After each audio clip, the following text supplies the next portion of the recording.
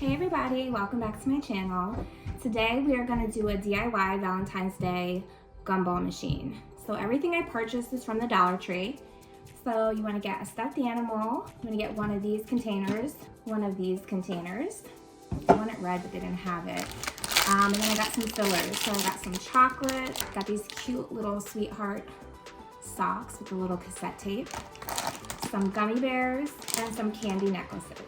So first you want to flip this upside down, and then you want to put some glue around the edge to glue it on. This is really simple. So this project will cost you about $10. You want to put this in the center and just hold it down.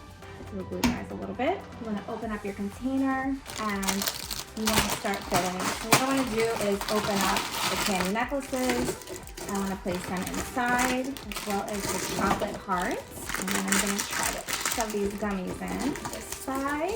And then your little socks.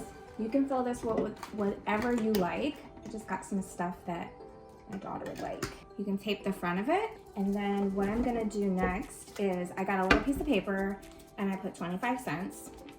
And I'm gonna glue that on the front. And then they have these little foam stickers from the dollar store as well. So I got a pack of them.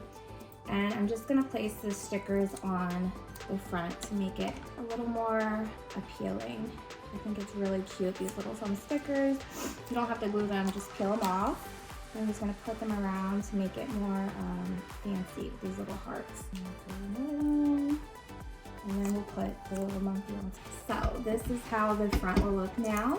So you have your little gumball machine, and then you take whatever stuffed animal you want. I thought this was cute because it can wrap its little arms around. And then you have this. So you can glue your feet to it if you like, or you could just keep it the way it is. So again, this cute, adorable gift, and it was only $10 to make. Please make sure to hit that like and subscribe button and have a great day.